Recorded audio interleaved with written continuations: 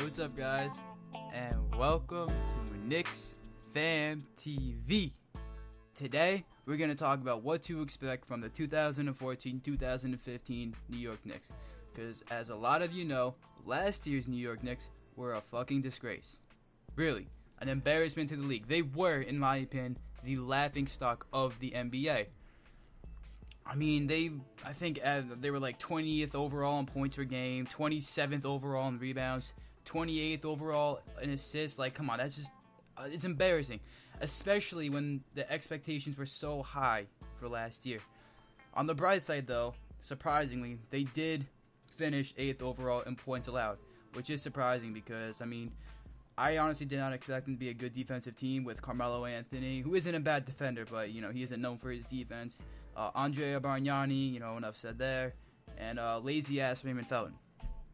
So, honestly, I didn't expect them to be a good defensive team, but they did. You know, I mean, they always kept their turnovers low, which is something Mike Woodson has been known for.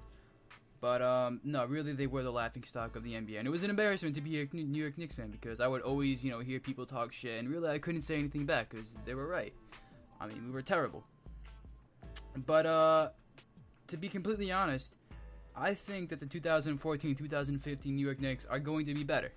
How much better? Just wait and find out, I guess.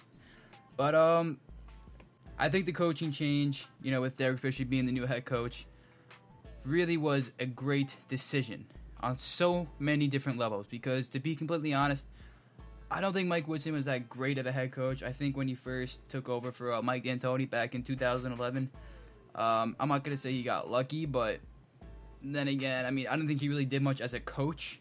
I think it was more of player motivation. You know, now that D'Antoni was gone, players were more motivated to play, yada, yada, yada. But, you know, I'm not saying that Mike Woodson is a bad coach or anything like that.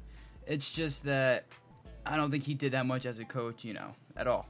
I mean, he always was good at keeping the turnovers down, you know, preaching defense or whatever, but I think there was way too much ISO Carmelo on the offensive end, which in turn gave up a lot of games.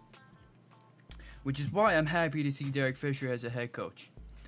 I think, obviously, you know, Derek Fisher and Phil Jackson, you know, I don't even have to explain that. I mean, you know, them two working together is like, I don't know, it's like godlike. But a big reason why I think that the New York Knicks are going to do so good next season is because of the triangle offense.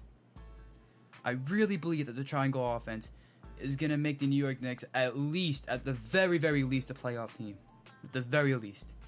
Now, I'm not saying they're going to go and win a championship at all, by any means. I mean, I don't see that happening in, I don't know, maybe another couple years until they have a chance. But I think the triangle offense is really going to benefit so many players on the Knicks roster right now. Carmelo Anthony, I mean, Jose Calderon, Andrea Bargnani, I mean, like, even he can benefit from the triangle offense. And I think it's going to benefit our offense because we're not going to be stagnant anymore, so we're not going to have to rely on Carmelo jacking up shot after shot, praying that he just makes them like we did so often last season. You know, I mean, we only won games when Carmelo Anthony was on. In fact, we were so bad that even when Carmelo Anthony was on, we still, like, lost. I don't know how to explain that, but, you know. No, but I really do think that the triangle offense is going to benefit so many players. I mean, and if you think about it, players in the past who have been a part of the triangle offense that have been quote-unquote a ball hog, as Carmelo Anthony is labeled, like Kobe Bryant, have really excelled in the triangle offense because of ball movement, you know, which creates better shots. So Carmelo Anthony doesn't have to, you know, work his ass off just to get, like, a simple layup or whatever. He'll actually be open for shots. And I think that with all that, with the coaching change, with the new players and Jose Calderon and even Samuel Dalembert, I mean, those two are not scrubs whatsoever. I mean, Jose Calderon is a very, very good three-point shooter. A significant upgrade from Fat Ass Felton, who, by the way, only averaged 5.6 assists last year, when he should have been averaging at least 7, 8. I'm happy we got rid of Tyson Chandler because if you watch Knicks games, you don't even have to watch multiple Knicks games. If you watched one Knicks game with Tyson Chandler, you know for a fact that he has no offensive game whatsoever except putbacks. He cannot catch a ball for, oh my god, don't even get me started. He cannot catch a ball. Okay? He can't post up. He talked about working on his jump shot in the offseason last year. Did it for like 3 games. And actually, it actually worked. I mean, his jump shots were going in. And then he just decided to stop taking jump shots. And I just hate how he complains so much. He always complains. God forbid he doesn't get called for a foul. So I'm happy that those players are gone. And I'm happy that Jose Calderon is here. I think he'll benefit in the triangle offense as he's a really good passer and a really good three-point shooter. I'm really happy that Amari Stoudemire stayed on the team. I mean, I know they're talking about in the offseason trading him to the Sixers and Celtics, I believe. But I'm really happy that he stayed because I think he's a big part to our success next season. I mean, I swear to God, I love Amari Stoudemire. He's the hardest working NBA player I have ever seen. Although I haven't seen many NBA players, work out or anything like that. But you get the point. So what I see the 2014-2015 New York Knicks being like is a very unselfish team, believe it or not, even with Carmelo Anthony. A lot of ball movement, which, in fact, could benefit also J.R. Smith and Iman Shumpert, who I believe Iman Shumpert is going to have his breakout year finally, only because of the ball movement, which will create a lot more backdoor cuts, which will create more drives, more dunks, more fouls. I mean, I could only see the triangle offense benefiting the New York Knicks.